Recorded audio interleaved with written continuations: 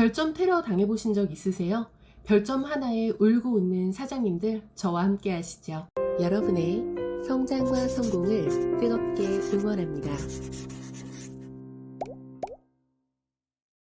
안녕하세요. 고객을 이해하고 서비스를 연구하는 박강사입니다. 박강사TV는 서비스업에 종사하는 모든 분들과 함께 배움과 성장을 실천합니다. 본인의 마음에 들지 않으면 악의적인 후기를 남기고 별점 1개 줘서 평점을 막 깎아내리고 이미지 훼손시키는 악성 리뷰어, 별점 테러범들이 있어요. 원하는 대로 처리가 되지 않으면 별점 기대하라면서 별점을 빌미로 갑질하려는 고객들도 있죠. 그거 고소고발하면 되지 않냐, 법적으로 다스려라 하시는데 말이 쉽죠. 피해는 어떻게 입증할 거고 또 교묘하게 법의 테두리를 벗어나서 글을 요리조리 피해서 쓰는데 그걸 어떻게 고소고발을 해요. 고소고발이 그렇게 쉽지만은 않아요. 맛없었다, 불친절했다 다 고소고발 하시게요? 고소도 안 되지만 제가 또 블랙 컨슈머 전문 강사잖아요. 와, 요즘 악성 고객들도 법률 지식을 진짜 많이 알고 있어서 어떻게 하면 안 걸리는지를 잘 알아요. 사장님 너무 좋았어요. 요건 별점 6개의 의미입니다 하면서 별점 하나 줘요. 요즘 고객들 또 얼마나 꼼꼼하게 리뷰 별점 다 확인한다고요. 또 그럼 다른 고객들을 더 만족시켜서 별 5개를 많이 받으면 되지 않냐 라고 하시는데 만족한 사람들은 리뷰를 잘 안 남겨줘요. 그러니까 업장에서 리뷰 별 5개 이벤트를 해가지고 서비스를 주고 5개 별을 채우려고 노력하시는 거잖아요. 이 리뷰가 많아야 인기가 많고 잘하는 곳이라는 느낌도 드니까 댓글 알바나 지인들한테 리뷰 좀 써달라고 부탁하고 이렇게 관리된 리뷰가 과연 의미가 있을까요? 그렇다고 관리를 안 할 수도 없고 진짜 난감하셨죠? 예, 저도요. 저도 별점 때문에 엄청 스트레스 받았어요. 제가 2번째 책을 냈잖아요. 저자인 저도 책을 제 돈 주고 사서 다른 분들께 드리는 건데요. 책 선물할 일이 있어서 온라인 주문을 하려고 제 책을 네이버에 검색을 해보니까 네이버 평점이 3점인 거예요. 네이버 리뷰가 딱 달랑 2개인데 하나는 5점, 하나는 1점인 거예요. 그래서 봤더니 배송이 무지 느려요. 내용도 그닥 이렇게 써있고 별점이 1점인 거예요. 엄청 속상하더라고요. 정말 여러 해 공부하고 시간 내서 에너지 들여서 썼는데 허무하고 억울하고 참 복잡하더라고요. 근데 고작 저도 이런데 늘 리뷰에 시달리고 테러에 시달리는 사장님들은 어떻겠어요? 그래서 준비했습니다. 테러 방지, 악성 대응을 위한 방법 지금 바로 시작할게요. 첫 번째, 예측 가능한 문제를 해결하기. 낮은 별점, 안 좋은 댓글은 뜬금없이 당하는 일도 있지만 대부분 작은 불씨에서 시작되는 경우가 많아요. 특히나 우리 쪽 과실이 있고 고객에게 손해가 있었다면 이것은 고객이 마땅히 받아야 할 서비스를 놓친 부분이기 때문에 문제를 신속하고 빠르게 해결하는 것이 좋습니다. 예를 들면 주문한 음식이 잘못 배달이 됐거나 누락이 되었다면 이건 엄연한 업장의 과실이고 즉각적으로 누락된 음식을 환불해 주거나 제 배달을 최대한 빨리 해드릴 수 있는데 어떤 것이 좋으시겠냐 묻고 고객이 최대한 선택을 하게 해야죠. 음식에 이물질이 나왔대요. 그럼 즉각적으로 취식 여부를 파악하고 이물질을 회수 진행하겠다. 음식은 다른 걸로 다시 드리는 방법과 환불을 해드릴 수가 있다. 어떻게 해드리는 것이 좋겠냐. 진심 어린 사과와 함께 빠른 문제 해결을 하시는 것이 마땅하죠. 여기까지는 아유 강사님 당연하죠 하실 텐데 이 다음이 진짜 중요해요. 흔히 일어나지 않는 일반적이지 않는 문제, 불만 상황이 있었다면 제발 기록해 놓으시고 처리 과정과 고객 정보를 확보해 놓으셔야 돼요. 추후에 있을 다른 문제를 관리하기 위해서 꼭 필요한 작업이니까 방문 같은 경우에는 고객 방문 시간대에 확인해서 CCTV 기록물을 확보해 놓으시고 고객 결제 내역이라든지 전화번호 등 꼭 체크해 놓으셔야 돼요. 클레임 처리 과정에서 고객과의 협의하는 대화는 꼭 녹음을 해 놓으시는 것이 좋아요. 두 번째, 숨기거나 편집하지 마시고 오픈하세요. 강사님 이거 위험한 발언 아니에요? 라고 생각하시죠?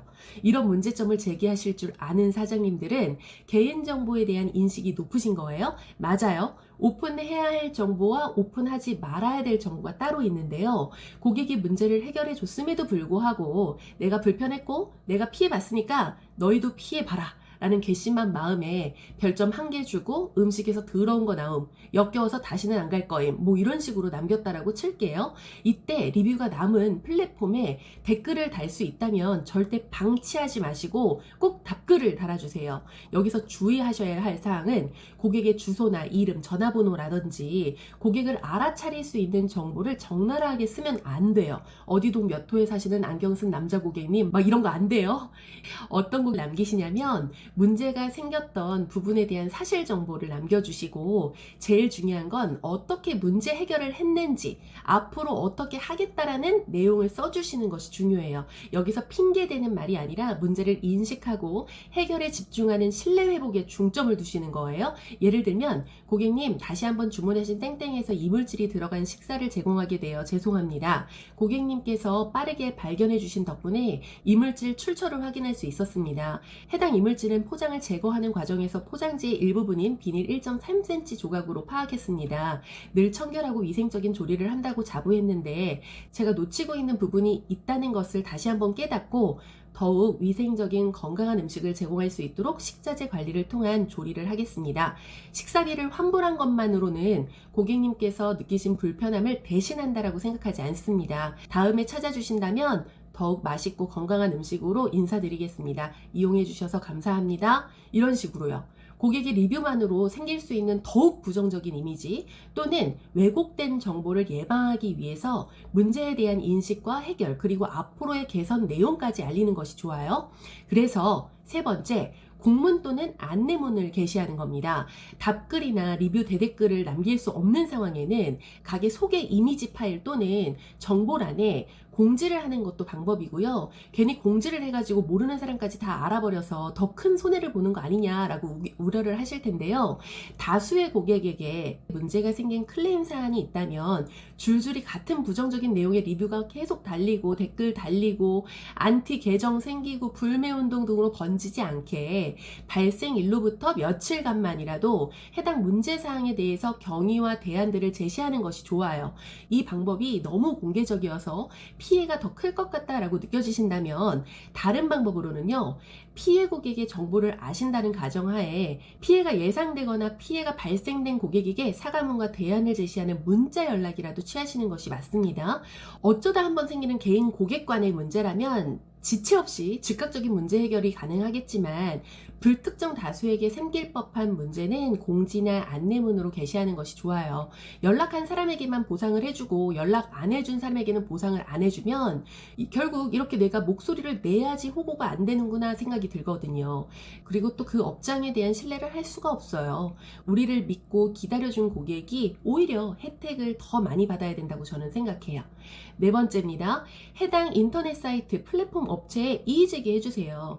위의 단계를 진행했음에도 불구하고 악의적인 의도로 지속 반복적인 리뷰나 댓글, 연락을 한다면 반복 리뷰에 대한 게시 중단이라든지 차단 요청을 해보시는 것도 방법입니다. 개인 블로그 후기 같은 경우에도요. 비방성 후기는 해당 사이트 고객센터에다가 명예훼손에 따른 게시글 중단 요청을 할 수 있고 해당 글을 일시 정지할 수가 있습니다. 또한 작성자에게 문제 해결을 위해서 연락을 취해달라고 요청을 하시고 게시는 중단할 것을 요청하시는 것이 맞습니다. 문제 해결에 관심이 없고 서비스를 오남용하거나 업무를 방해하는 행위가 지속된다면 지체하지 마시고 그 다음 단계를 준비하세요. 바로 다섯 번째, 법적 고소고발입니다. 허위사실이든 그 내용이 사실이든 악의적인 의도로 리뷰를 남기면 사이버 명예훼손죄에 해당이 되고 특히 허위사실로 리뷰나 댓글로 영업을 방해했을 때는 업무방해죄에 해당이 될 수 있습니다. 다만 피해사실 입증을 위한 증거물 확보를 하시는 것이 중요하기 때문에 우리 처음에 파악했던 고객 정보라든지 문제사항, 전후사정 기록한 자료, CCTV 자료, 녹취 자료, 게시글 리뷰, 캡처본 등을 확보하시는 것이 좋습니다. 법적으로 처리하시게 될 때 흔히 변호사분들하고 상담을 하시잖아요. 상담 비용은요, 사실 상담 시간에 따라서 달라지기 때문에 내가 최대한 명확하게 준비를 사전에 꼼꼼히 해가면 상담 시간도 단축하고 사장님들의 시간과 에너지를 아낄 수가 있어요. 실질적으로 고소고발 케이스를 보면 들인 시간과 비용의 에너지에 비해서 참 허무하고 정신적인 고통이 수반되는 경우가 많지만 더욱 큰 피해를 예방하기 위해서라도 강경한 대응이 필요하다고 저는 생각해요. 저도 악플 다 캡처해 놓고 있어요. 지켜본다. 여섯 번째입니다. 문제 개선입니다. 아니 뭐 이제 와서 다시 또 무슨 문제 개선이냐라고 말씀하실 수 있죠. 그런데 아무리 고객이 주관적인 견해로 불만을 제기한다고 해도 다른 사람들이 그거 똑같이 느끼면 우리도 문제가 있다라는 거거든요. 불친절하다라는 말 나올 수 있어요. 그런데 많은 사람들이 같은 목소리를 냅니다. 이거는 비방이 아니라 팩트일 확률이 높아요. 고객의 부정적인 리뷰를 더욱 관심 있게 바라봐 주시고 우리가 미처 파악하지 못했던 문제점을 고객이 찾아줬다라는 마음으로 앞으로 해당 문제를 예방하기 위해서 우리는 어떻게 할 수 있을 것인가를, 무엇을 할 수 있을 것인가를 생각해 주시고 개선해 주세요. 마지막입니다. 악성 리뷰 다시 보지 말기. 이거 진짜 중요해요. 욱해서 열받아서 그 리뷰 보고 또 보고 하게 되고 한바탕 욕으로 막 이렇게 해버리고 싶으실 거예요. 저만 그런가요? 분명히 좋은 리뷰도 있는데 유독 안 좋은 리뷰가 더 크게 마음속에 못 박히듯이 박혀서 마음을 참 안 좋게 하죠. 그리고 대부분 악의적인 리뷰는요, 동종업계 사람들이 많더라고요. 적은 안에 있다. 그만큼 내가 시기 질투의 상대가 되었구나 생각하면서 정신승리 해야죠. 뭐 이미 일어나 버린 일 어쩌겠어요. 내가 컨트롤할 수 없는 것에 대해서 신경을 쓰면 답도 없잖아요. 내가 컨트롤할 수 있는 일에 집중하자고요. 내가 앞으로 무엇을 할 수 있을까, 어떻게 하면 좋을까를 생각하면서 또 우리를 믿고 거래해주는 고객들에게 감사한 마음과 팬심을 만드는 좋은 서비스로 있는 고객보다는 얻는 고객을 만드는 데 집중하자고요. 저도 그러려고요. 저 역시도 이미지에 따라서 밥줄이 끊기기도 하고 생기기도 하잖아요. 영상 도움되었다, 책으로 남겨주셔서 감사하다, 남겨주신 유튜브 댓글 읽으면서 이분들하고 앞으로 더 성장하고 소통할 것에 집중하고 이겨내 보려고요. 결국 진심과 노력은 배반하지 않는다는 생각으로 더 성장하고 노력해서 악성 댓글보다는 긍정 댓글이 더 많아질 수 있도록 집중하겠습니다. 여러분들도 그러셨으면 좋겠어요. 힘내세요. 여러분들의 성장과 성공을 뜨겁게 응원하는 박강사였습니다. 감사합니다. 응원해요 여러분. 성공과 성공을 함께하는 박강사가 있어요. 안녕.